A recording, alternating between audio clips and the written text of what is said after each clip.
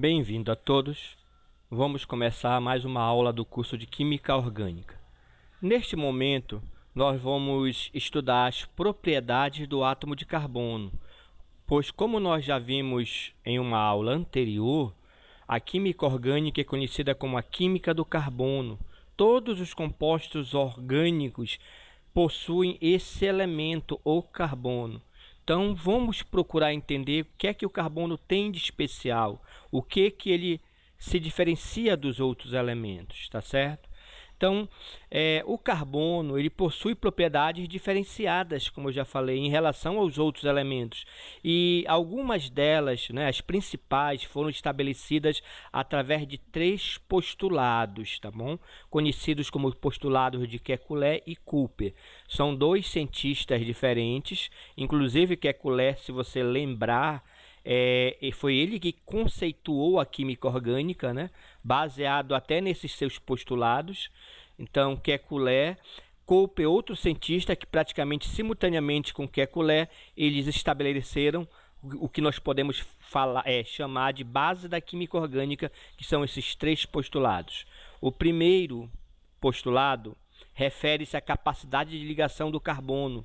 O carbono ele é tetravalente, então nunca esquecer esse detalhe. O carbono ele vai realizar 4 ligações nos compostos orgânicos, ele vai ter que fazer 4 ligações. Isso já é um diferencial do carbono, é um número alto de ligações que ele pode fazer. Então ele pode fazer 4 ligações. Se você observar os exemplos aqui mostrados aqui abaixo, todos os carbonos vão ter 4 ligações. Olha, 1, 2, 3, 4. Cada linha dessa representa uma ligação química. Se você lembrar, a representação de ligações. Então, isso aqui é uma ligação, isso aqui é outra, isso aqui é outra, isso aqui é outra. Então, esse carbono ele fez 4 ligações. Esse carbono também fez 4 ligações. Esse outro carbono também fez 4 ligações. E esse outro carbono também fez 4 ligações, tá? Então, o carbono ele é tetravalente, nunca esquecer este detalhe.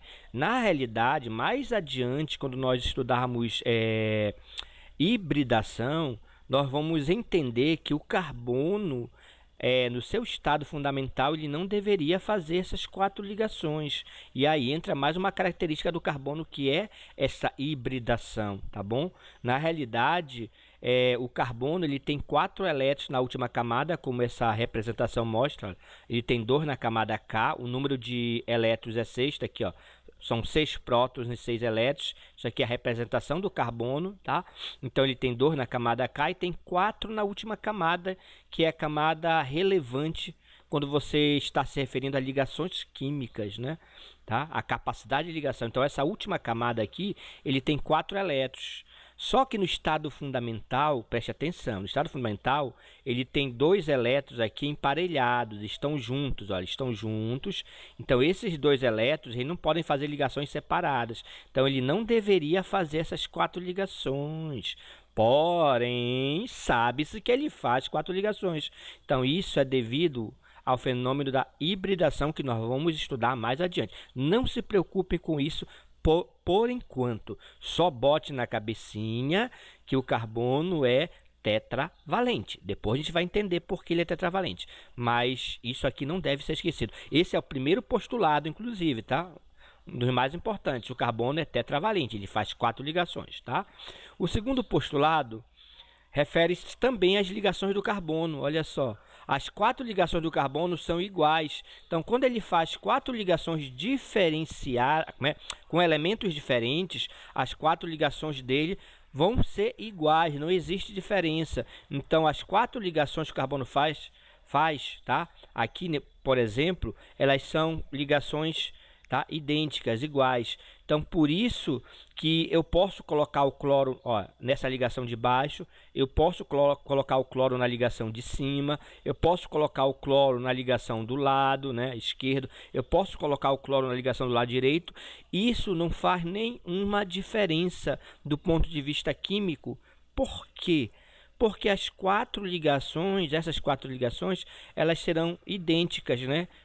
Não importa em qual ligação esse cloro vai entrar, as quatro ligações são idênticas. Então, essa, na verdade, é uma consequência desse segundo postulado, tá certo? A consequência é que tanto faz aonde você coloque o cloro, que é o elemento diferente, aqui é o cloro, aqui é hidrogênio, hidrogênio, hidrogênio, e aqui é um cloro somente. Então eu posso colocar esse cloro em qualquer posição dessas quatro ligações, já que tecnicamente as quatro ligações elas são iguais, tá certo?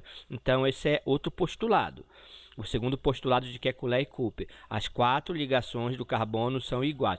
Quando ele faz quatro ligações simples, tá? Certo? Mais tarde nós vamos ver que mais tarde não, você já sabe desde o primeiro ano que existem vários tipos de ligação. A simples, a dupla, a tripla, tá bom? Quando ele faz somente ligações simples, as quatro são iguais, tá certo? Bom, e o terceiro e último postulado, e talvez um dos mais importantes de todos, o que diferencia esse elemento do resto dos elementos é a grande capacidade que o carbono tem de formar cadeias. Olha só, então ele tem uma alta capacidade de formar cadeias. É o elemento que tem essa capacidade determinante, tá, nas suas características. É o carbono. Na realidade, o carbono não é o único elemento que pode formar cadeia. O que seria essa cadeia, né? O que seria esse formar cadeias? Formar cadeias, pessoal, é quando o elemento ele se liga, ele faz uma ligação, uma ou mais, né, com ele mesmo, com outro átomo dele mesmo. Então aqui, ó, é um encadeamento, carbono ligado a carbono. Vou mostrar aqui, tá? Deixa eu botar uma canetinha, pô. Carbono, ó, ligado a outro carbono, olha só, ligado a outro carbono. Então tem ligação aqui entre os carbonos. Então isso que é chamado de encadeamento. Pode ser somente 2, pode ser 3, 4, né? Aqui nesse caso tem 5 átomos de carbonos encadeados, olha, um ligado ao outro. Então isso que é encadeamento. Então aqui, ó, você tem uma cadeia bem diversificada aqui, ó, vários átomos de carbono em várias direções, ó, carbono, ligado a outro carbono aqui embaixo, ligado a outro carbono. Aqui nessa situação, aqui ele mostrou todas as ligações, todos os elementos, ó. Tem carbono e tem hidrogênio. Aqui ele não mostrou o que está ligado aqui, ó. Aqui ele não mostrou, aqui também ele não mostrou, porque não, aqui o objetivo principal aqui não te interessa o que está ligado aqui, e sim mostrar para você o encadeamento do carbono. Carbono, carbono, carbono, carbono, carbono. Então você tem diversos carbonos, um ligado no outro. Então isso que é encadeamento. Então quando um elemento se liga com ele mesmo. Então elementos que formam cadeias, que podem formar encadeamento, o enxofre se liga com ele mesmo. Até o oxigênio se liga com ele mesmo, formando até o ozônio, O3, 3 átomos de oxigênio. Isso são exemplos de encadeamento. Só que no caso do carbono, ele tem uma capacidade extraordinária de formar cadeias que os outros elementos não possuem, tá? Quer dizer, o carbono forma cadeias, né, com número muito grande de átomos de carbono, indefinido até, e estáveis. Essa que é a diferença fundamental. São cadeias estáveis, cadeias que não se quebram facilmente, apresentam uma certa estabilidade, entendeu? Então esse é o grande diferencial do carbono na realidade. Tá certo que ele é tetravalente, né? O primeiro postulado, ele forma 4 ligações iguais, mas esta do encadeamento ela é fundamental até para a química orgânica, tá? Os compostos orgânicos, uma das características dos compostos orgânicos é esse encadeamento de carbono, olha só, ok? Então, essa é um dos postulados mais importantes sobre a capacidade de encadeamento do carbono. Agora que fique claro que outros elementos podem formar encadeamentos, só que em geral são limitados. Quer dizer, limitados, existe um certo número, né, para formar esse encadeamento, ou 8, ou 4, ou 5, tá? Então existe esse número, né, esse limite. O carbono não tem esse limite, tá? E outra coisa, existem até elementos que formam cadeias enormes, como o silício, que é da mesma família do carbono, tá? O silício está logo embaixo do carbono. Então, o silício também pode formar encadeamentos, mas só que em geral esses encadeamentos do silício são instáveis, eles quebram facilmente, né? Não pode nem entrar em contato com o oxigênio do ar que eles quebram. Então, não são cadeias estáveis semelhantes ao carbono, tá bom? Então, esses são os 3 postulados de Kekulé e Cooper e estão relacionados às características do átomo de carbono. Então, não esquecer esses 3 postulados. E o carbono ainda tem mais características, né? Outras que ajudam também a ele ser um elemento diferenciado.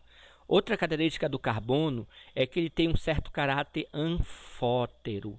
O que seria esse caráter anfótero? Significa que ele tem uma dualidade de características, ou ele tem 2 características ao mesmo tempo. Ele é eletropositivo e ele é eletronegativo. Isso deve-se muito à posição dele na tabela. Se você notar, isso aqui é um pedaço da tabela, não é toda a tabela. Só está mostrando a família a família A, os elementos representativos. Então, notem que o carbono ele situa praticamente no meio dos elementos representativos. Olha aqui, no meio. Você tem elemento representativo para um lado, você tem elemento representativo para o outro. Então, ele fica entre metais e não metais. Ele fica no meio. A posição dele praticamente é no meio, né? Então, não no meio da tabela, no meio dessa colocação aqui, metal e não metal, tá bom? Então, devido a ele ficar entre esses caras, metais e não metais, a posição dele ser próxima a esse meio, ele é eletropositivo, que é uma característica dos metais. Olha só, os metais eles são eletropositivos, tá bom? Os metais são eletropositivos. O que é ser eletropositivo? Eles têm uma tendência de doar elétrons ou de perder os seus elétrons. Então, eles têm essa tendência, tá? Então, eles são eletropositivos, ou seja, tendência de ficar com carga positiva. Traduzindo, eletropositivo é uma tendência de ficar positivo. Então, os metais têm essa tendência. Já os ametais, eles têm uma tendência a se ficarem eles são eletronegativos, né? Eles têm uma tendência de ficar negativos, ó. Então, ser eletronegativo é essa tendência, tá? De receber elétrons, de ficar com carga negativa. Então, metais são eletropositivos e ametais são eletronegativos. E o carbono, ele é um meio termo. Ele consegue ficar eletropositivo e consegue ficar eletronegativo. Ele consegue ficar os dois, tá? Então, por isso que nós chamamos, se diz que ele tem esse caráter anfóptero, tá bom? Então, professor, mas como é que ele vai ficar? Depende com quem ele está ligado, é isso determinante. Se o carbono estiver ligado com metal, olha só, o metal não é eletropositivo, então se o carbono estiver ligado com metal, o carbono vai ser eletronegativo. Cuidado, tá? Aqui ele está ligado com metal. O metal é eletropositivo. Então, o carbono vai ser eletronegativo, porque os opostos, né, se atraem. Tá? Essa ligação aqui, carbono-metal, ela pode ser covalente ou ela pode ser iônica. O carbono também faz ligação iônica? Também. Não é a mais comum. Não é tão comum essa ligação iônica, mas sim, o carbono pode realizar uma ligação predominantemente iônica, sim, tá? Com alto caráter de iônico, certo? Depende com quem ele está ligando, tá? Então, a predominância é a ligação covalente, tá? Não esqueçam disso. O carbono, ele faz predominantemente ligação covalente, que é aquela que compartilha os elétrons, tá?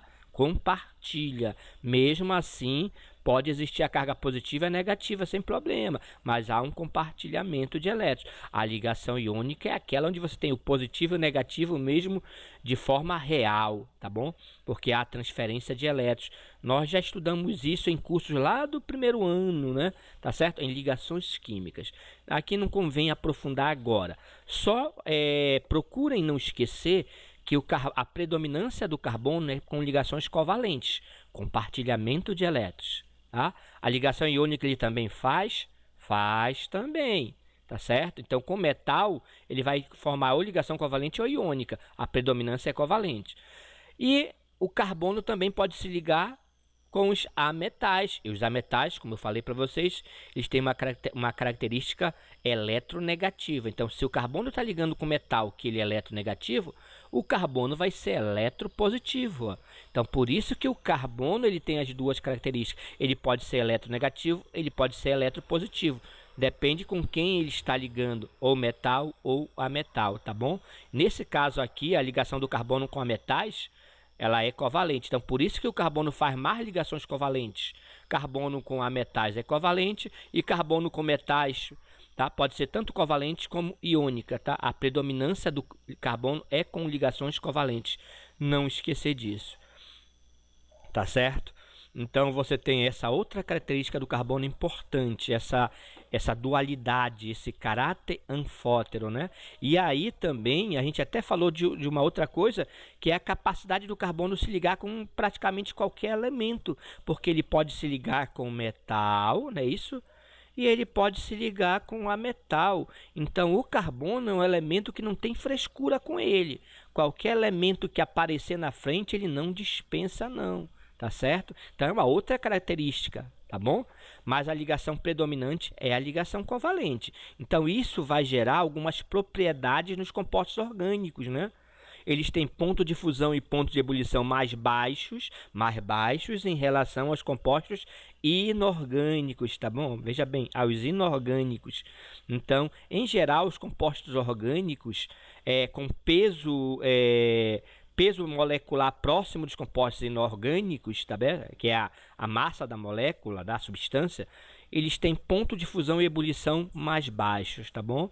Então, ponto de fusão e o ponto de ebulição dos compostos, em geral, isso não é uma coisa que você pode dizer assim, sempre, certeza, isso é em geral, na maioria dos casos, tá bom? Não esqueça disso. Compostos orgânicos têm ponto de fusão e ponto de ebulição mais baixos, tá? Em geral, os compostos orgânicos, eles são solúveis, né, em solventes apolares, olha só, certo? Eles não são solúveis em água, em geral, mas existem vários compostos orgânicos solúveis em água, existem, lógico, mas no geral os compostos orgânicos, eles são menos solúveis em água do que os compostos inorgânicos, tá? Os orgânicos, eles são mais solúveis em solventes apolares. Os compostos orgânicos, no geral, eles não conduzem a eletricidade quando estão em solução, tá bom? Ou conduzem bem menos que o composto inorgânico, certo? Então, são características dos compostos orgânicos que a gente está estudando as propriedades do carbono, já aproveita, já introduz esse conhecimento. Logo, a gente vai ver mais vezes esse conhecimento, tá? Certo? Mas a gente já dá uma pequena introdução para você sobre isso. Também os compostos orgânicos, devido a essas características do carbono, eles vão apresentar polimeria e isomeria, tá? Coisa que o composto inorgânico, em geral, não apresenta. Até existe, tá? Algumas situações que acontecem nos compostos inorgânicos, mas, no geral, isso é uma característica dos compostos, tá, orgânicos, tá bom? A polimeria, poli é vários, tá? A gente vai estudar isso mais adiante. E a isomeria é igual, iso é igual. Então, você tem polimeria e isomeria nos compostos orgânicos, que é um fato que nós vamos estudar mais adiante. Então, essas são as propriedades do carbono, tá? De certa forma, são essas as principais características. E os compostos orgânicos, aproveitando também, né, para introduzir um novo conhecimento para você, os compostos orgânicos, eles são classificados, na realidade isso não é nem só para composto orgânico, tá? É para qualquer composto químico. Eles são classificados de acordo com o número de elementos. Os compostos orgânicos podem ser binários, que é só 2 elementos, ó. Carbono e hidrogênio, não interessa a quantidade, é só carbono e hidrogênio. Então aqui são compostos binários, tá? Aqui são compostos ternários, tem 3 elementos, carbono, hidrogênio e bromo, isso aqui é um elemento só, carbono, hidrogênio e oxigênio, carbono, hidrogênio e nitrogênio. Então você tem aqui compostos ternários, 3 elementos. E os compostos quaternários têm 4 elementos, carbono, hidrogênio, bromo, flúor. Carbono, hidrogênio, oxigênio, flúor. carbono, hidrogênio, nitrogênio, oxigênio. Então, são compostos ternários, 4 elementos, e aí continua, tá certo? 5 elementos, 6 elementos. Então, você tem uma classificação de acordo com a quantidade de elementos, tá? Outra coisa importante é que alguns elementos, tá? O carbono ele se liga com praticamente toda a tabela, como eu já expliquei para vocês, não foi? Carbono se liga praticamente com todo mundo, ele não dispensa ninguém. Mas existem alguns elementos, né, que são mais chegados com ele, que ele gosta mais, que estão em geral presentes, tá? É o próprio carbono, nas substâncias orgânicas, né, é o carbono, o hidrogênio, o oxigênio e o nitrogênio. Então, esses 4 elementos podem ser considerados elementos organógenos. O que são elementos organógenos? São elementos que, na maioria das vezes, estão presentes nos compostos orgânicos, tá? Que é o próprio carbono, que não pode faltar, o hidrogênio, né? Pode ver que praticamente todos aqui têm hidrogênio, o oxigênio e o nitrogênio. Então, esses são chamados elementos organógenos, é uma denominação dada para eles, né? Porque eles estão, em geral, presentes em compostos orgânicos, tá bom? Então, outra coisa importante.